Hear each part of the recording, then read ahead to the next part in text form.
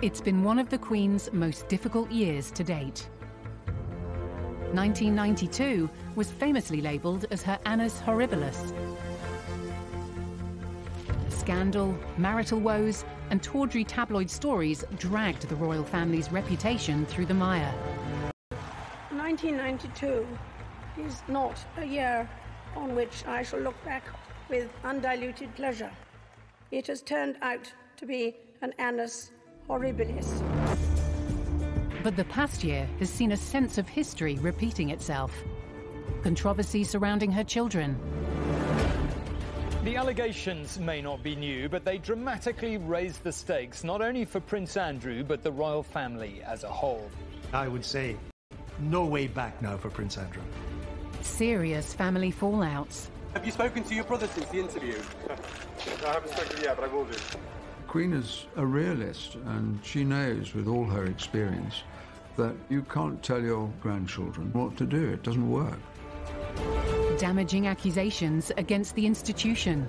There's a conversation with you, with Harry, about how dark your baby is going to be? Potentially, and what that would mean or look like. A global health crisis that consumed Britain. The Queen is presiding over a nation which couldn't make any sense of what was happening. The fear was profound.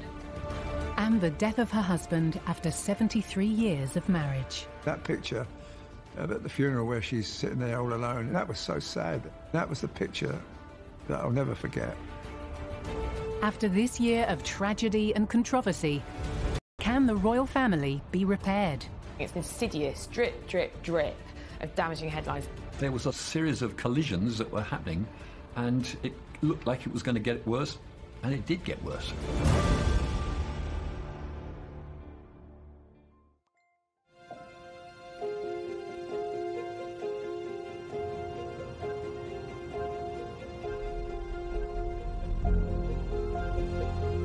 As the country saw in the new year, there was little cause for celebration.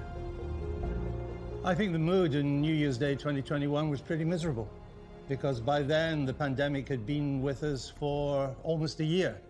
And at that time it was getting worse, not better. People were wondering, when are we ever going to get out of this? When will normality ever return? It was not a happy time in Britain.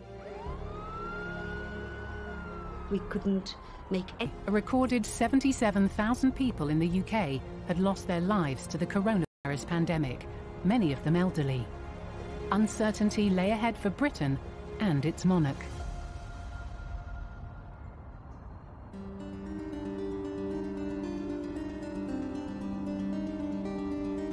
When the Queen woke up on New Year's Day in 2021, I don't think the Queen, like any of us, would have been particularly hopeful of change, because we were still in the thick of that particular winter wave.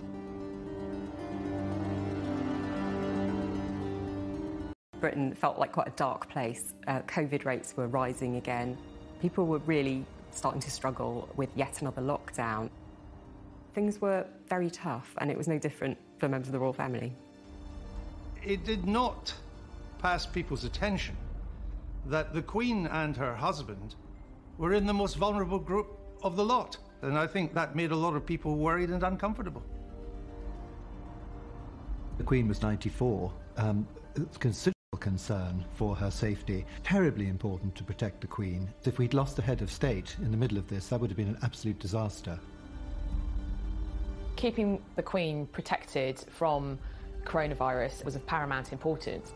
If the Queen had had COVID unvaccinated, there was a very high likelihood that it would have killed her. Since the start of the pandemic, the Queen had been isolating at Windsor Castle with her husband, Prince Philip. Like the rest of the country, she spent the festive period away from her family. The Queen was acutely aware that they would be accused of abject hypocrisy if they felt that they were above the rules. She leads from the top. You know, if everyone else's Christmas is ruined, so is mine. Prince Edward and Sophie have told us that there were quite a few times when they were talking to the Queen and Prince Philip from sort of ground level, and they were up on a balcony, so that they were all socially distanced. The one thing the Queen would wish to do would be to set an example.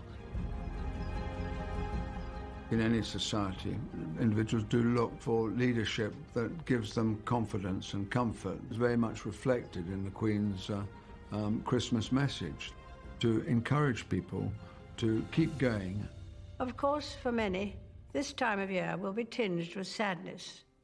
Some mourning the loss of those dear to them, and others missing friends and family members distanced for safety, when all they'd really want for Christmas is a simple hug or a squeeze of the hand. Behind palace walls, there were growing concerns for 99-year-old Prince Philip, who'd suffered serious illness in the previous years. Unique bubble. HMS Bubble was the name that was given to the group of people that self-isolated with the Queen and Prince Philip, and that was a name coined by Tony Johnson-Burt, who's head of the royal household. 1992 is not a year on which I shall look back with undiluted pleasure. It has turned out to be an annus horribilis. But the past year has seen a sense of history repeating itself. Controversy surrounding her children. The allegations may not be new, but they dramatically raise the stakes, not only for Prince Andrew, but the royal family as a whole. I would say no way back now for Prince Andrew. Serious family fallouts. Have you spoken to your brother since the interview?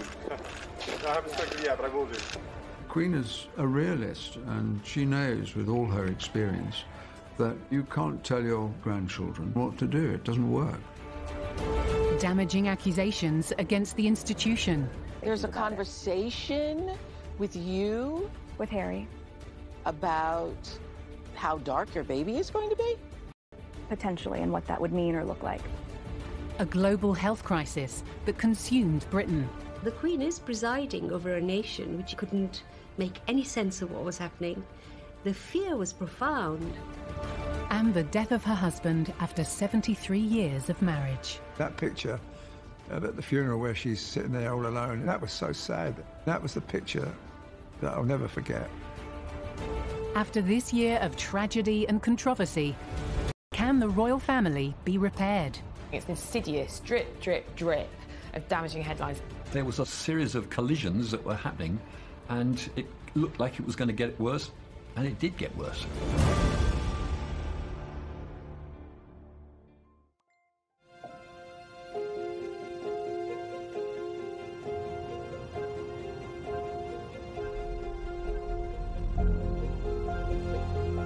As the country saw in the new year, there was little cause for celebration. I think the mood in New Year's Day 2021 was pretty miserable, because by then the pandemic had been with us for almost a year. And at that time it was getting worse, not better. People were wondering, when are we ever going to get out of this? When will normality ever return? It was not a happy time in Britain. We couldn't make any... A recorded 77,000 people in the UK had lost their lives to the coronavirus pandemic, many of them elderly. Uncertainty lay ahead for Britain and its monarch.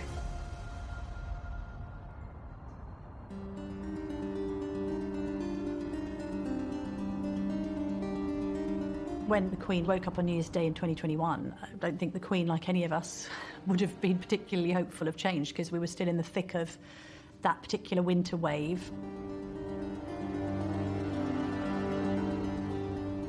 Britain felt like quite a dark place. COVID rates were rising again. People were really starting to struggle with yet another lockdown. Things were very tough, and it was no different for members of the royal family.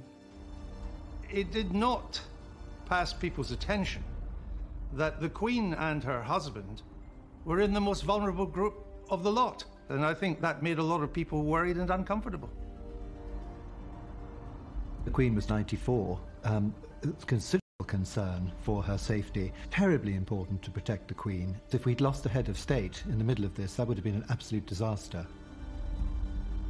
Keeping the Queen protected from coronavirus was of paramount importance. If the Queen had had COVID unvaccinated, there was a very high likelihood that it would have killed her. Since the start of the pandemic, the Queen had been isolating at Windsor Castle with her husband, Prince Philip. Like the rest of the country, she spent the festive period away from her family. The Queen was acutely aware that they would be accused of abject hypocrisy if they felt that they were above the rules. She leads from the top. You know, if everyone else's Christmas is ruined, so is mine. Prince Edward and Sophie have told us that there were quite a few times when they were talking to the Queen and Prince Philip from sort of ground level and they were up on a balcony so that they were all socially distanced. The one thing the Queen would wish to do would be to set an example.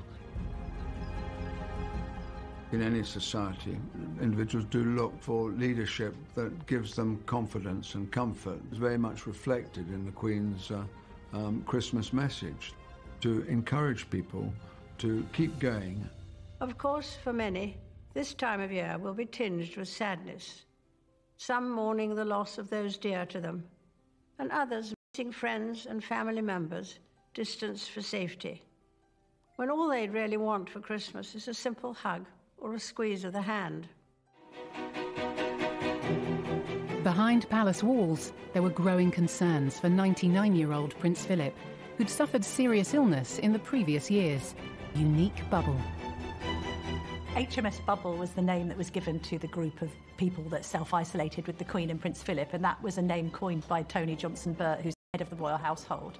And he was very much likening the kind of camaraderie with that of a ship. And that was quite onerous on those members of staff, because once they were in the bubble, they stayed in the bubble. Once they'd committed, they were in, and that meant that they were there, locked in, and not able to see their own families for quite a huge amount of time. The point was the Queen and the Duke not to get this virus. But because of that, the Queen lost contact with the general public, and she never went on any engagement. All those things were put on hold. The Queen feels that she's got a job to do. It was frustrating not to be able to do her job in the normal way and to get out and to meet people. Isolated at Windsor, the Queen had plenty to occupy her thoughts. Not least among them, the growing schisms in the family, which were about to get worse.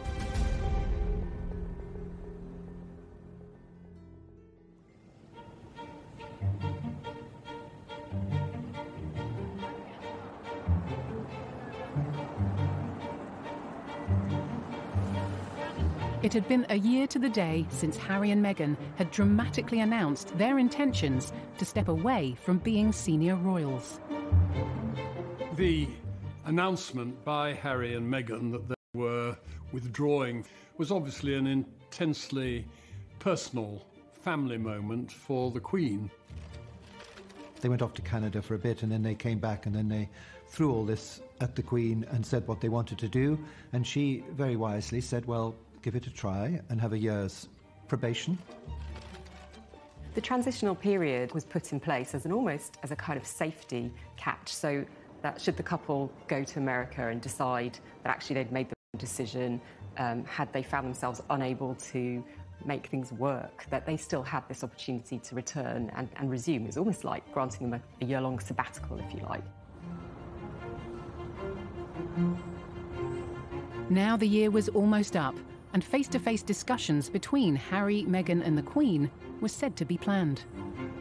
As I understand it, Harry thought that having had this year's grace period for everyone to kind of cool down after the emotion and heat and fire of the Sandringham summit, now everything was kind of a bit calmer. Harry was going to come over to the UK to talk to the Queen and courtiers face-to-face to try and thrash this out.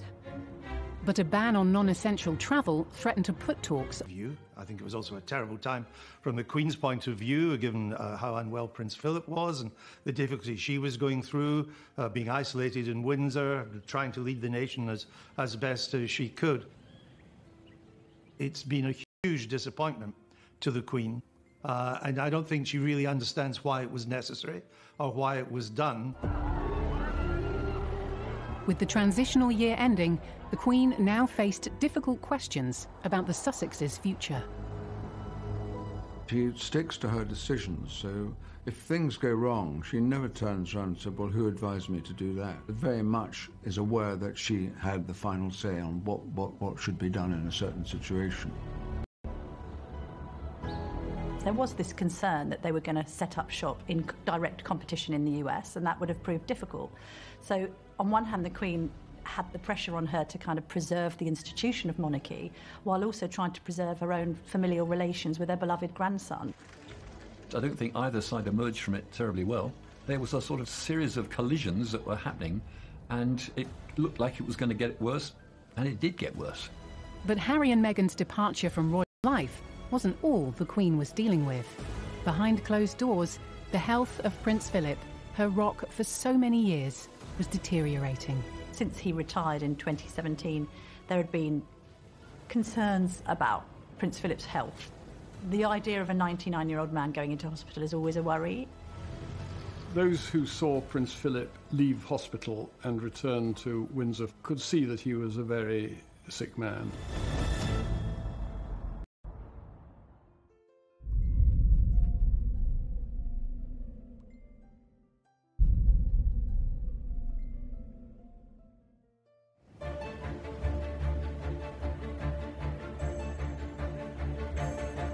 As winter continued, the Queen remained at Windsor Castle with Prince Philip. I don't think that the Queen and Prince Philip have ever spent quite such a long time completely together, because they were both busy, they were both travelling in different directions, they were both doing different things. They weren't ever really quite as together as they were for this long period of time. It must have been quite difficult for the pair of them, really, because although the Queen had her principal staff there and a dresser, it was tough. When someone who's been incredibly busy, active all their lives from a very young age, for the Duke, it must have been terrible. He needed always to be busy, and he couldn't do the things that he loves. In the end, it was probably the Queen comforted him.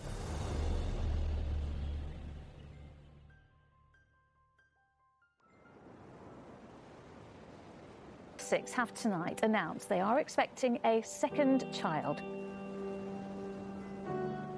I'm sure the Queen was absolutely delighted to hear the news that the Sussex were expecting a second child, but it is difficult for the Queen because she hasn't been able to see Archie. I think the last time she actually saw him in the flesh was November 2019. The only time she's ever going to see these great-grandchildren is if they come over to the UK. Maybe she'll see them next year as she marks her Platinum Jubilee. We have to wait and see. The following day, more news emerged from California. This time, it wasn't so good. It was revealed that Harry and Meghan were to give their first interview since stepping away from the royal family to US talk show host Oprah Winfrey. It came as a huge surprise to the royal family that Harry and Meghan were prepared to do this, and to do it with Oprah Winfrey. There was surprise, some anger, maybe a little apprehension as well, that they were giving this interview, because not only had they cut loose and seemed to want to do their own thing out in California, but that they were going to wash their dirty linen in public. It was much better when the monarchy was more of mystique. There is less privacy, and I think for their sakes that's a pity. News that the Queen's grandson was discussing royal life with one of the world's most famous interviewers sent shockwaves through the royal household and around Britain. It was dominating the newspapers. It was totally dominating the airwaves. When's it going to be screened? And then they were putting little segments out, which was getting people in a state of frenzy almost about it. To say there were misgivings in the palace would be an understatement. Harry and Meghan had already privately aired a lot of their grievances. So when this sit-down with Oprah was announced, the palace probably knew what was coming, and it wasn't going to be pretty.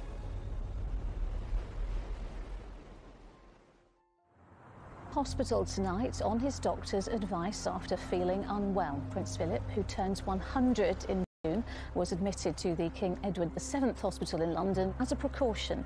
In a statement this afternoon, Buckingham Palace said he is expected to stay there for a few days and is in good spirits.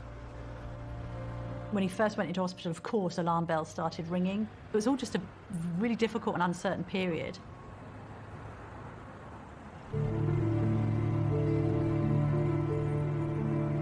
At the same time that the Duke of Edinburgh is in hospital, there's this family drama unfolding. I think it had become abundantly clear as time had gone on. Free interview made it quite clear they weren't coming back. So rather than have endless speculation about this 12-month review coming to an end, the decision was just taken, right, they're not coming back, let's just clear that one up. Unable to talk face-to-face, a final decision on Harry and Meghan's future was made, with them 5,000 miles away. The Queen would have tried to talk him out of it, in a nice way. Do you really need to do this? He wanted to keep his titles, he wanted to keep the name for his charity, and the Queen stopped that straight away. She said, you're either going to be working here as a member of the royal family, or you're going to America. If you go to America, you're just Prince Harry. And she was adamant that was the case. The Queen was upset about that. And every one of them knows the last thing you want to do is upset the Queen.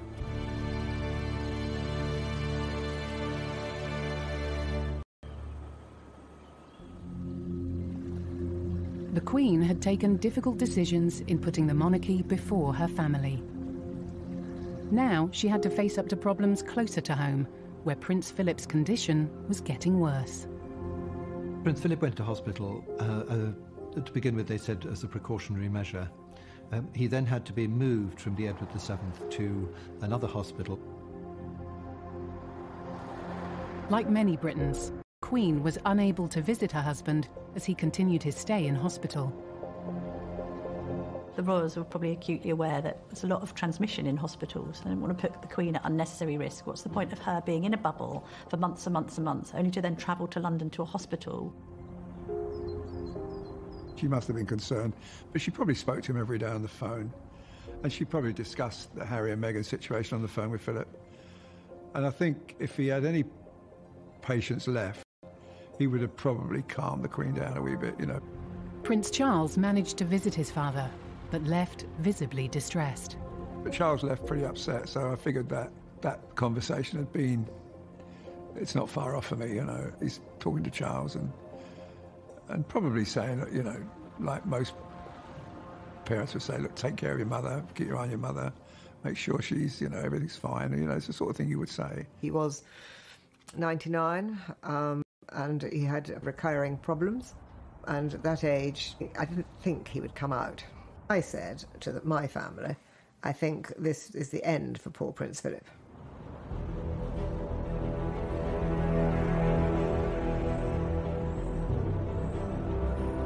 If Buckingham Palace thought the era of explosive tell-all interviews was all over, then it was wrong.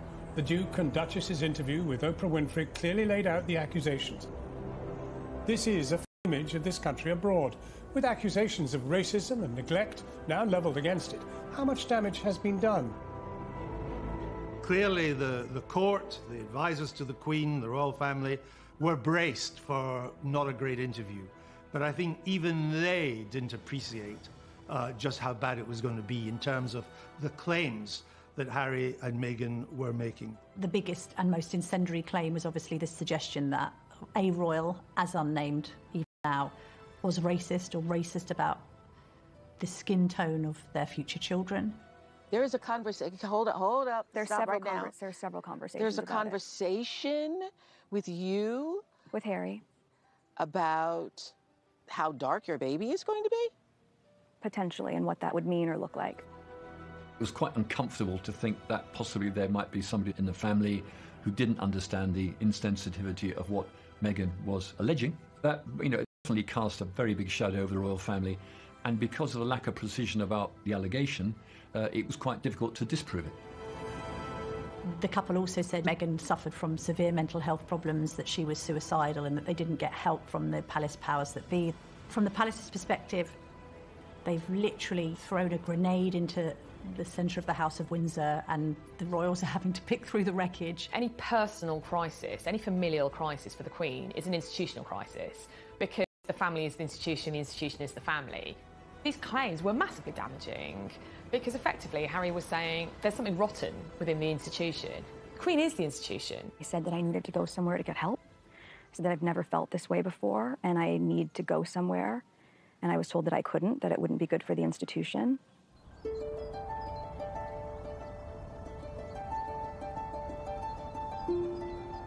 I think some people were genuinely rattled by what was said.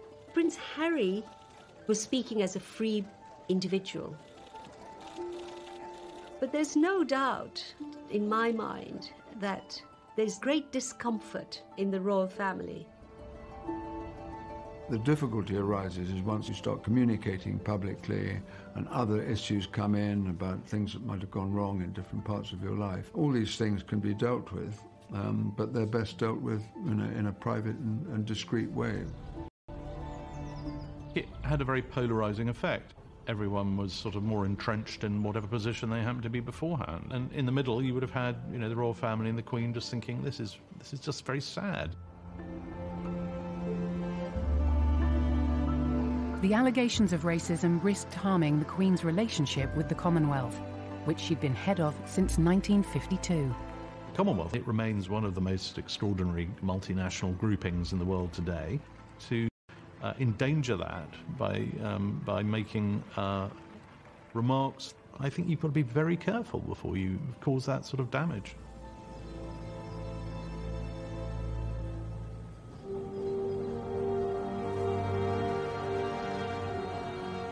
The Queen has tonight addressed some of the huge issues raised in the Duke and Duchess of Sussex's explosive TV interview. More than 24 hours since it first aired in the United States, a statement was finally released on the Queen's behalf. With such huge allegations aimed at the monarchy, the Queen decided to respond. We all face our difficulties within families. We would very much prefer that it was private. And I think one very good thing was that Buckingham Palace, I thought, put out an extremely sensible statement saying any difficulties of this sort we will pursue in private. And I think that's the right thing to do. The response, when it did come, really did divide opinion. Obviously, this had thrown up huge debate across the UK, and people, were rightly concerned at any suggestion that the royal family were racist. The Queen's response was to the point, and she said that, well, they were saddened to hear about the extent of the issues they'd suffered. Some recollections may vary. The Queen was basically saying, that's not my recollection of what happened at all. There's no question in my mind that the Queen would have seen the interview as disloyalty, an unnecessary disloyalty. She'd gone out of her way to try and make things work with Harry and with Meghan. She's handled it magnificently, but I think it was a huge disappointment to her. And I think she saw it as an unnecessary disappointment, a disloyal disappointment. It was a rocky moment for the Queen and the monarchy. Her previous Annus Horribilis, 1992, the events that happened then were really personal events to her. But this time, it's been a national event, which has been combined with various personal sadnesses. I think it must have been extremely difficult for the Queen. All the allegations that came out of the Oprah Winfrey were shocking. She threw out a lot of things left and right without being very specific about it and caused an enormous amount of trouble. There was mild comfort for the Queen when Prince Philip was finally released from hospital. But at 99 years old, there were still serious concerns for his health. Those who saw Prince Philip could see that he was a very sick man. He leaves a tremendous hole in your life, and it affects you hugely, the thought that you're not going to be able to talk to that person again. She's had this terrible year because of everything that's gone on with Harry and Meghan and the pandemic grounding her when all she wants to do is go out and about and do her job. And then her husband dies.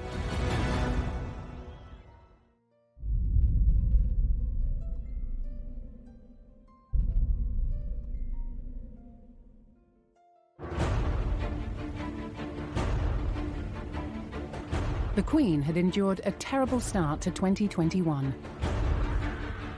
The COVID pandemic was still crippling Britain. Accusations against Prince Andrew refused to go away. Duke of York scandal kind of continued throughout the whole of the pandemic. Efforts are being made to try and rehabilitate his image, but the pandemic has put all that on hold.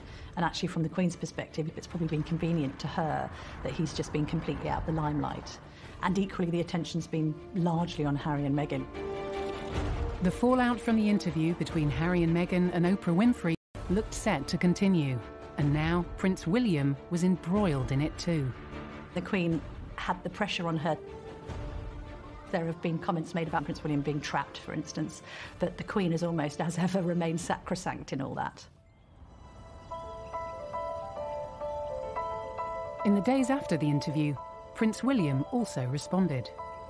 Have you spoken to your brother since the interview? No, I haven't spoken yet, but I will do. And can you just let me know, is the royal family a racist family, sir? No, we're very much not a racist family. The breakdown of Harry's relationship with his older brother William was highlighted in the Oprah Winfrey interview.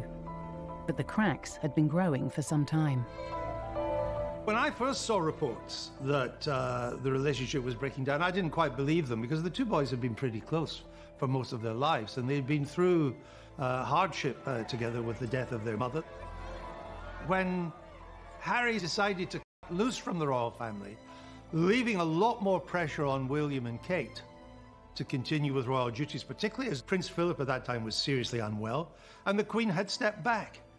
So it meant the royal duties were now being shared between fewer and fewer people. And I think William did resent that. The Queen made it clear in her statement in response to the Oprah interview that Harry and Meghan remained much-loved members of the family. And it's clear that, you know, the falling out between the brothers in particular will be very hard for her to bear, particularly given that she took a close interest in their upbringing following the loss of their mother. You know, these are two brothers who have been inseparable for many years, and it's incredibly... The book Finding Freedom, released the previous year, had intensified rumours of a rift between the brothers. Finding Freedom was the first course in the long banquet of Sussex revelations. The book really confirmed in many people's minds what a lot of people already knew, which was that the two brothers had really, fallen out, and that there was a real unhappiness on the side of the Sussexes. I think we knew that Harry and William's relationship had changed over the years, just because Harry himself admitted that they were on different paths. There were reports that there had been tensions. The Queen is a conflict avoider by nature, and therefore the idea of Harry and William not being close, I think, would really trouble her. It must be upsetting the Queen to see that in her family, that two boys that grew up together, they played soldiers together, they had their tree house at Highgrove together, they learnt to fly together, they flew helicopters together, and now they're not even talking to each other.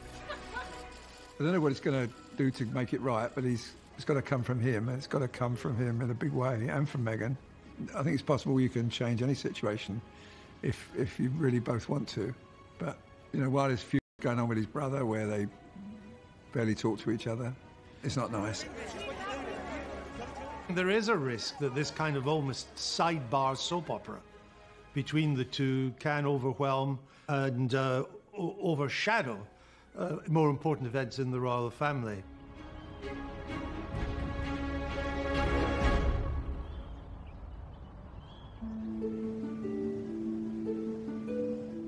Now, when Prince Philip went into hospital on the 16th of February, it was, we were told, out of an abundance of caution. Tonight, on the 16th of March, he is finally back home with the Queen at Windsor. He left hospital in central London by car after 28 nights. Quite a lot has happened during that time. I'm so glad that he got back from the hospital. I think that was very important to him because he had a very strong sense of history. His mother and his grandmother were both born in Windsor Castle, and he and the Queen loved Windsor Castle, and that, I'm sure, will have been a great comfort to the Queen. But shortly after Prince Philip's release from hospital, the Queen suffered the worst heartache of her reign. She's had this terrible year because of everything that's gone on with Harry and Meghan. The pandemic grounding her when all she wants to do is go out and about and do her job. And then her husband dies.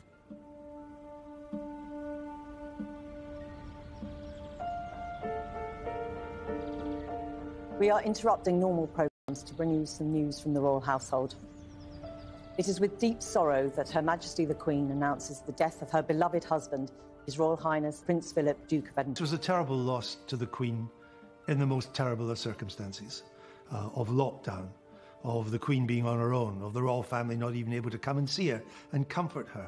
His death would also be a period of national sadness for the Queen herself.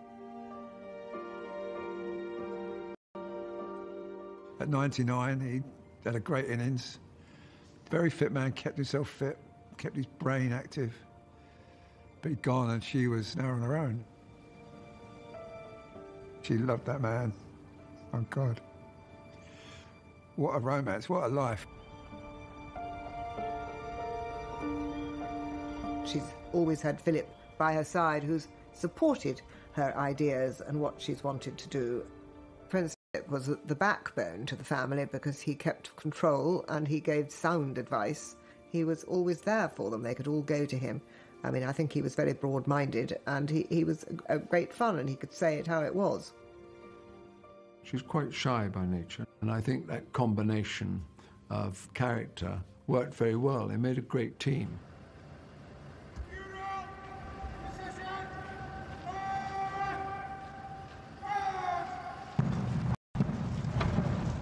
On the day of Prince Philip's funeral, there were blue skies, with Windsor Castle basked in sunshine.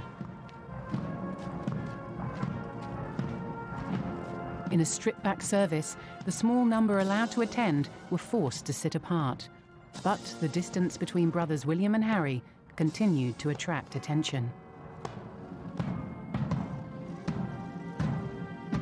There was a lot of talk about whether Harry and William would speak to each other. In the run-up to the funeral, that threatened to overshadow it. In order to dissipate that, the brothers did make a show publicly of coming together. The Duchess of Cambridge kind of acted as peacemaker, and they had a chat as they walked from the chapel. And I think that was a very good PR move to make sure that the narrative of the day was about Prince Philip and not about their own row. We have been inspired by his unwavering loyalty to our Queen, by his service to the nation. The Queen sat alone as she grieved for her husband of 73 years. That picture at the funeral where she's sitting there all alone, and that was so sad that she was keeping the rules, keeping the isolation rules, sitting on her own, and there she was burying her husband. That was the picture that I'll never forget. He was an essential part of her working life, as well as inevitably of their private and family life. The Queen has been through, decades of it. No one else. She set her sights on him. She married him. He was a husband for 73 years, so his loss will have been absolutely heartbreaking for her.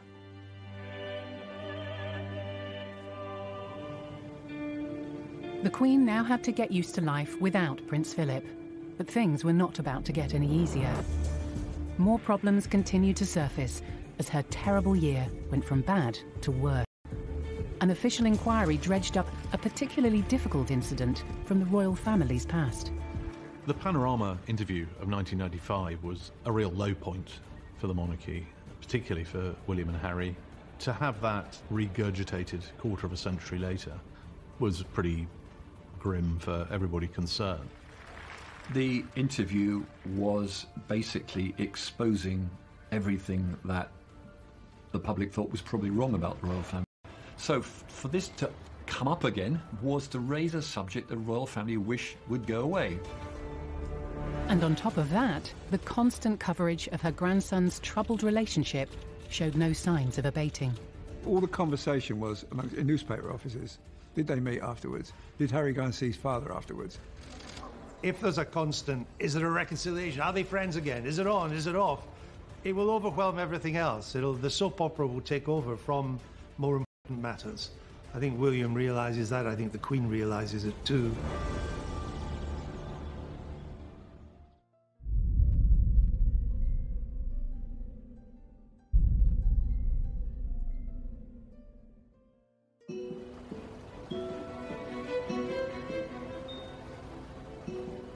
As spring drew to a close, the Queen was coming to terms with one of the worst years of her entire reign. She's lost her husband. She's lost the solid figure in her life since she was almost a teenager. She's been in isolation so much that she can't meet her people, which she loves to do. She can't meet her family, which she loves to do as well. The scale of the crisis we've been through is so huge. It's put more on the Queen's shoulders, I would say, than any previous crisis.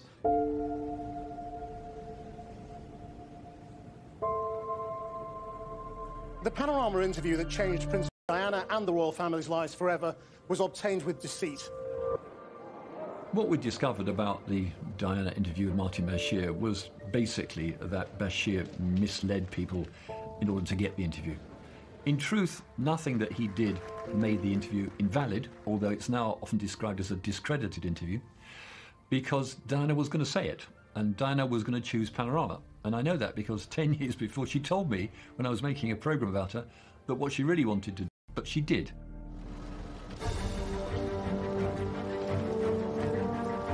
I mean, the 1990s were a difficult time for the Queen. The Diana interview, the Andrew Morton book, Diana's death, and how to handle that. I think the last thing she wanted was to be reminded of that time. She has moved on from that. She was a victim of it in a way. She suffered from it and had to learn a lot of things from it too. The Queen doesn't like private issues being made public. The interview was basically exposing everything that the public thought was probably wrong about the royal family. For this to come up again was to raise a subject the royal family wish would go away.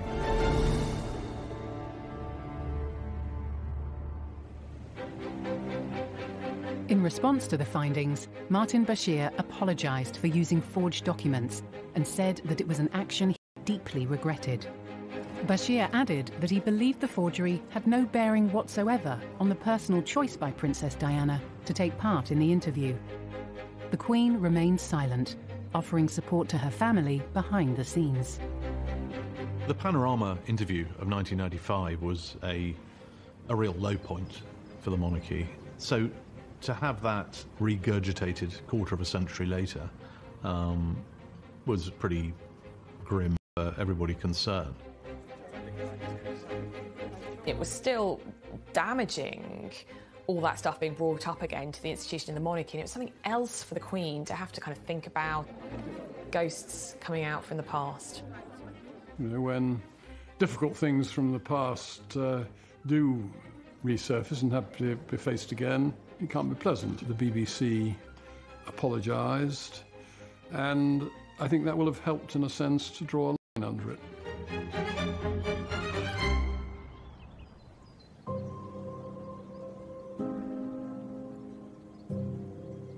On a sunny Saturday afternoon in the grounds of Windsor Castle, the Queen officially celebrated her 95th birthday in a scaled-back Trooping the Colour service.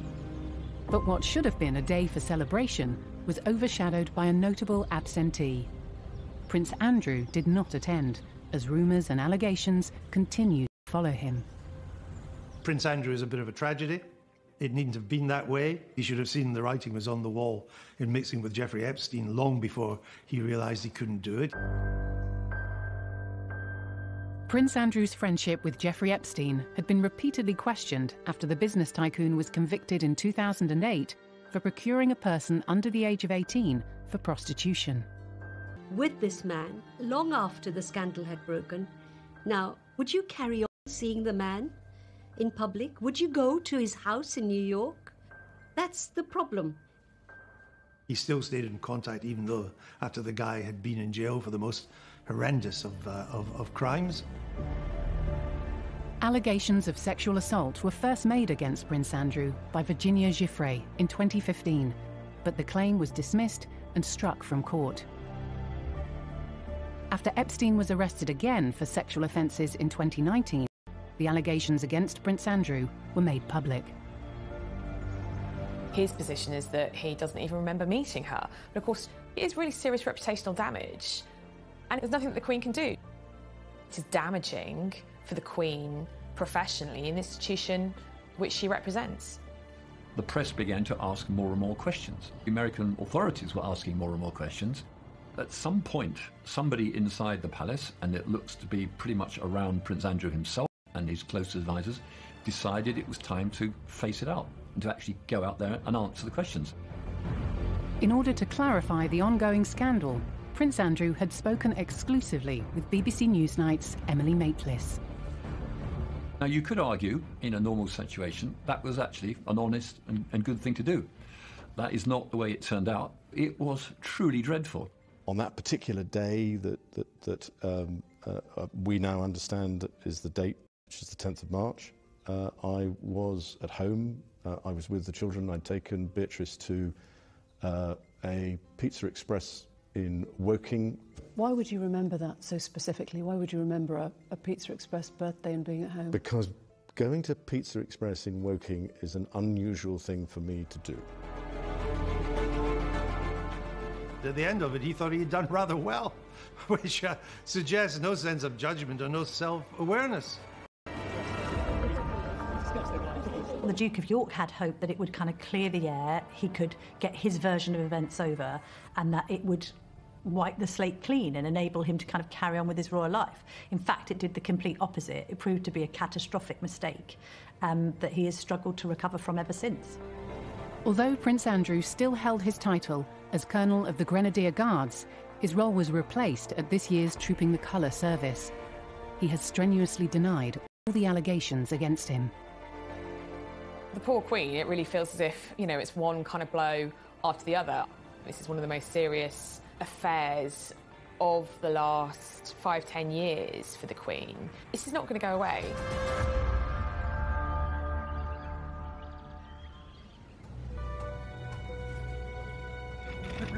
On what would have been Diana's 60th birthday, William and Harry came together in a rare meeting to unveil a statue of their mother at Kensington Palace.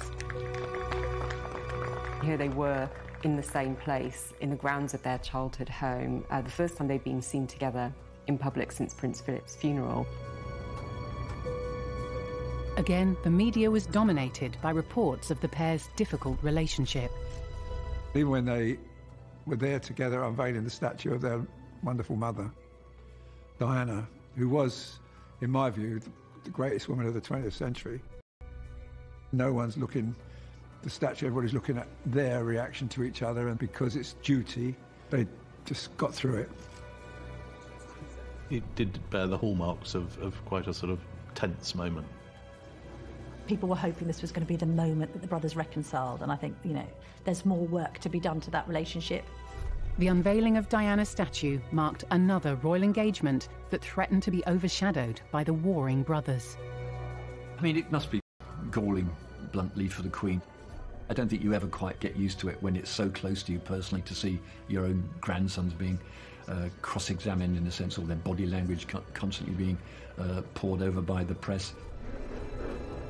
I'm pretty sure, from what I've been told, that Prince William and Kate are reconciled to the fact that it's broken and it can't be put together, not in the foreseeable future anyway, and that they need to go their way, and William and Kate will go their way.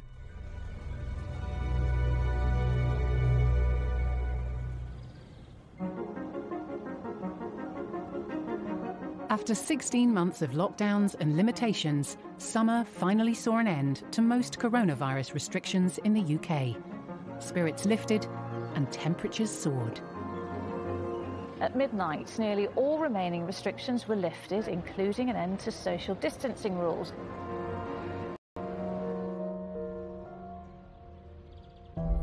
But on the same day, the Queen faced another bombshell from her grandson. Prince Harry suddenly announced that he is going to be producing an autobiography in the Queen's Platinum Jubilee year. And I don't think anyone at the palace was terribly happy about that, but at the same time, I don't think they were terribly surprised. The palace will be completely dismayed that Harry is writing a book. It's not what the royals are meant to do. It's unfortunate, it's unnecessary. I don't know why he's doing it. He doesn't need the money. Every time he does something like this, the return will be diminished and diminished and diminished until there's no return. Harry's memoir is expected to reveal intimate moments from his time within the royal family. The Queen was taught to not wash her dirty linen in public. She's been brilliant all her life about not discussing family problems in public. She is the past master of it. It will be hard for the Queen at her age. She loves her grandchildren, no doubt at all, and her great-grandchildren. She'll just have to think and feel with Harry, not hold herself apart. Why should he not be able to speak freely? The book itself may cause the royal family more anguish. It's never really been done before. The Duke of Windsor did write a book, but after, it would be years and years after his abdication. Harry's gone down a road from which there is no good ending, because every book will have to be more sensational than the last. It's almost like he's still settling scores.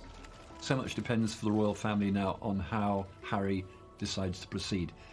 And to put it bluntly, has he run out of ammo? Has he got things he still wants to get off his chest? There's a phrase about autobiographies being the perfect vehicle for telling the truth about other people, not necessarily the person writing it. It's an account from his perspective. The royals will be hoping that he doesn't stick the knife in. We'll have to just wait and see. It had been a tumultuous year, and as summer progressed, the Queen's family continued to attract headlines that were threatening to damage the reputation of the monarchy. She's reigned for very nearly 70 years, and she's been an extremely good queen. And if some of the others can't shape up and get on with it, that is to some extent their problem. How the Queen deals with that is she deals with it in private, and I'm sure that's the effective way to do it. But more controversy lay ahead for the Queen as the scandal surrounding Prince Andrew continued. Prince Andrew was due to go up to Balmoral on holiday with the Queen and Sarah Ferguson. So I suspect her courtiers may be trying to work out how best to contain damage limitation. Prince Andrew must be ruining the day he ever met and entertained Jeffrey Epstein. This is again casting a huge shadow over the royal family. The Queen obviously is a loving mother. She'll be incredibly concerned about this. But there's no getting away from the very serious nature of these allegations.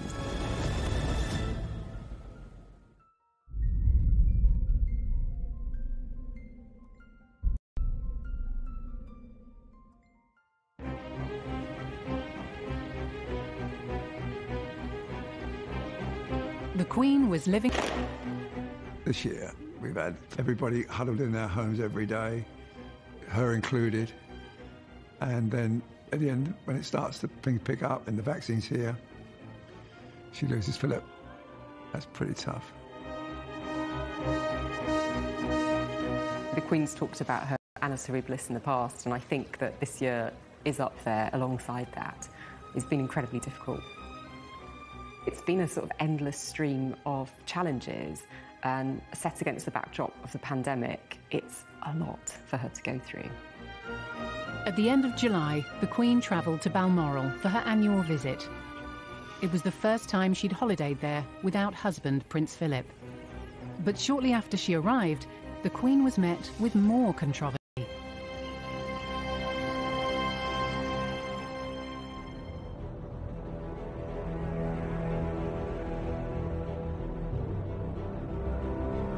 The allegations may not be new, but they dramatically raise the stakes, not only for Prince Andrew, but the royal family as a whole. For the first time, Virginia Giuffre has alleged in graphic terms in a court document that she was threatened into engaging in sex acts with Prince Andrew while she was a child, and when she claims the prince knew she was the victim of sex trafficking. She is suing him directly for damages in a civil case. In August, a legal case was filed against the Duke of York, alleging rape in the first degree, which is quite an extraordinary allegation. And this is a civil case, so it's not a criminal procedure, but it's been brought by his longtime accuser, Virginia Giuffre Roberts. And it's something that is not going away anytime soon. This is again casting a huge shadow over the royal family. The Queen obviously is a loving mother. She'll be incredibly concerned about this. But there's no getting away from the very serious nature of these allegations.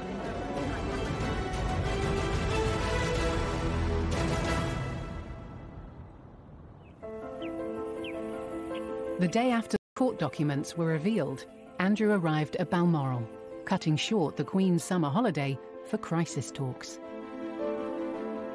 Just at the point the Queen thought she might have a break from the difficulties in Balmoral, you know, one of her favourite places in the world, this legal case will have sparked huge concerns again. These are incredibly damaging allegations for Prince Andrew and for the wider royal family. It's extremely difficult for Queen, I feel very sorry that the Queen has had to deal with the crises of enjoying all the good things. Prince Andrew has always denied the accusations against him, but the ongoing scandal could have a serious impact on the future of the monarchy. It's insidious, drip, drip, drip of damaging headlines. I can't think of any other time that a member of the royal family has ever been accused of a crime, much less something so serious as this. We have to assume that he's innocent, as he said, but just the slinging of that mud, very serious mud, threatens the reputation and the standing of the monarchy. This is one of the most damaging things the Queen has faced in her reign. It's another drama, but so far he's not been charged with anything, so it's all alleged, and let's see what happens.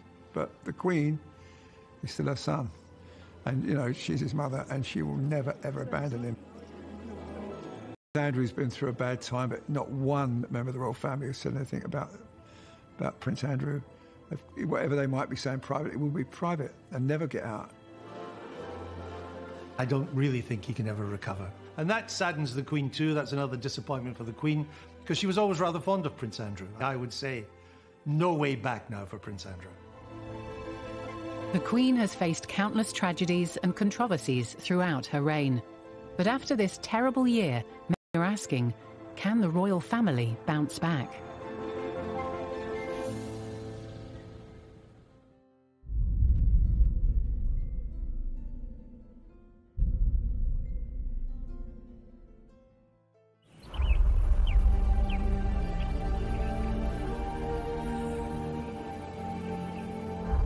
As 2021 continued, the Queen was presiding over an increasingly fractured family. Acrimonious departures and a US federal investigation were unlike anything the Queen had witnessed during her reign. And her children continued to dominate headlines as the year went on. Now, you might not know the name Michael Fawcett, but there was a time when he was an indispensable aide to our future King, Prince Charles. Today, both men were reported to the police over cash for honours allegations. Claims of misconduct from within Prince Charles's camp threatened to bring the monarchy into disrepute after Charles's former aide Michael Fawcett stepped down from his role as chief executive of the Prince's Foundation. It followed claims that Fawcett helped secure a CBE for one of the charity's donors. Did you secure honours for cash? Any comment on the revelations in newspapers the last couple of days, sir?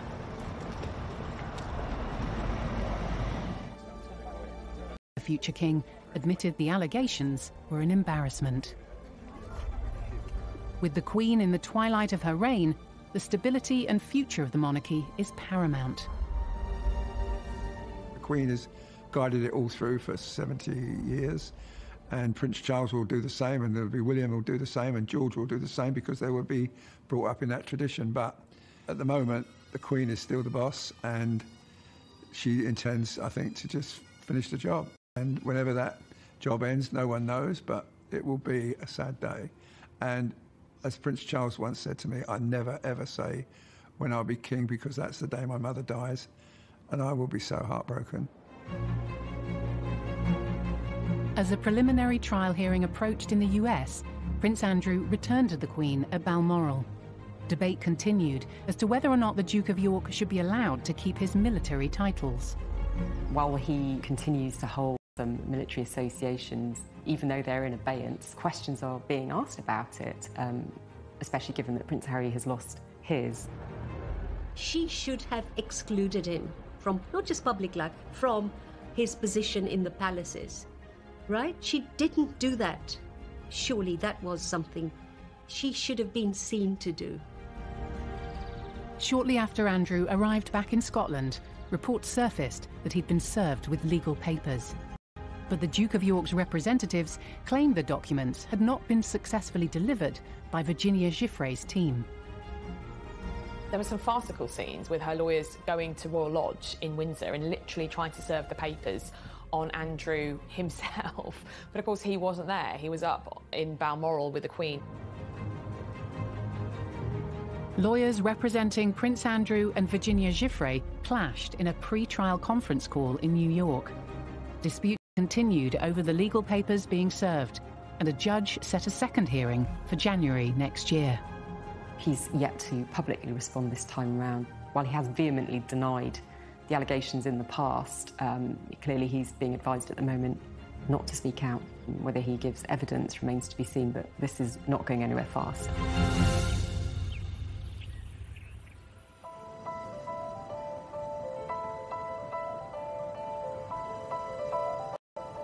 The Queen was forced to pull out of her first public appearance for weeks today with a new health problem. She had been due to watch the Remembrance service at the cenotaph, but withdrew this morning with a bad back. With a difficult year coming towards an end, a disappointed Queen had to miss one of the most important events in her calendar. It was the first time in over 20 years that she'd not attended.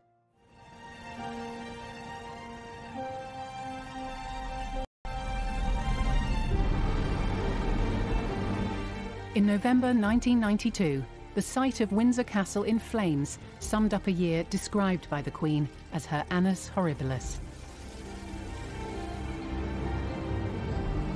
Certainly you see it as another annus horribilis because of Megxit and a pandemic. What we can certainly conclude is, it's not always plain sailing for the royals.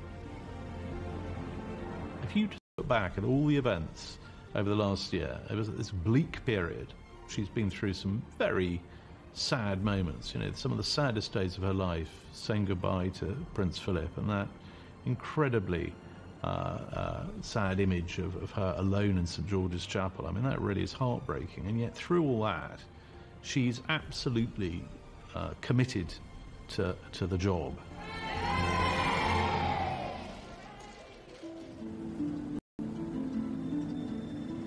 "2021 has been a particularly difficult year, but I think that the way in which the Queen has led us and the way that she's handled it, she's been a role model, as she always is, and I think that that will have deepened the respect and affection that the nation feel for her.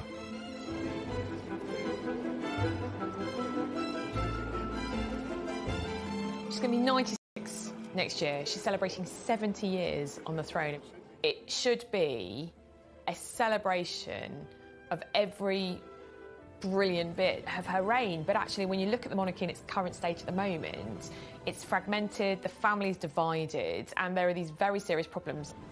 And I feel really sorry for the Queen because she's worked so hard. She's always put duty above everything. I just hope that there's a period of stability and calm so that she can celebrate her Platinum Jubilee with a bang.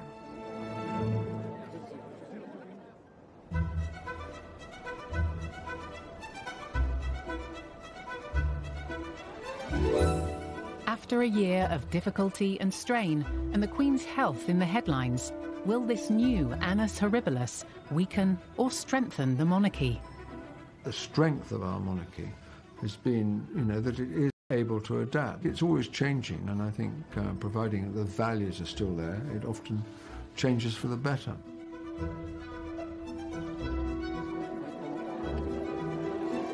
In the past year, the Queen has lost her husband. She's got a grandson who's semi-detached. But that, in a sense, I think the respect for her is stronger than ever. And I think that the future of the royal family is probably more secured as a result of the way he has steered us through these difficult months.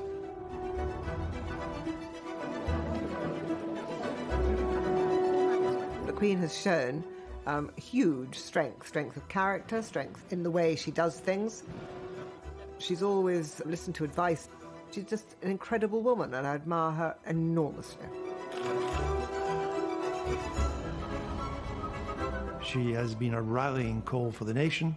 She has been a unifying figure for the nation. She has been a figure of love for the nation as well, and a figure of common sense for the nation. That wasn't always true in previous crises.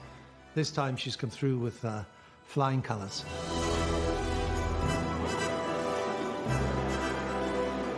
Men hadn't even walked on the moon when the Queen came to the throne, and she's been a person who's steadied the ship during all those years. We're very lucky to have her.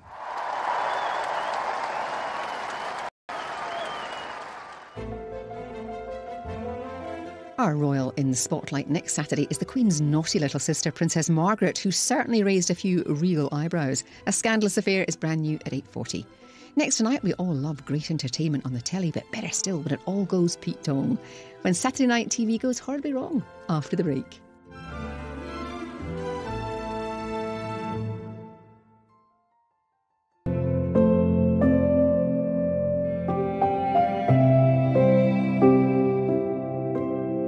Queen would wish to do would be to set an example.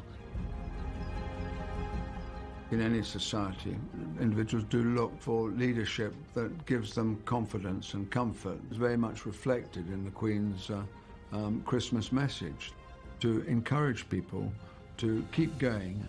Of course, for many, this time of year will be tinged with sadness. Some mourning the loss of those dear to them, and others missing friends and family members distanced for safety, when all they'd really want for Christmas is a simple hug or a squeeze of the hand. Behind palace walls, there were growing concerns for 99-year-old Prince Philip, who'd suffered serious illness in the previous years. Unique bubble.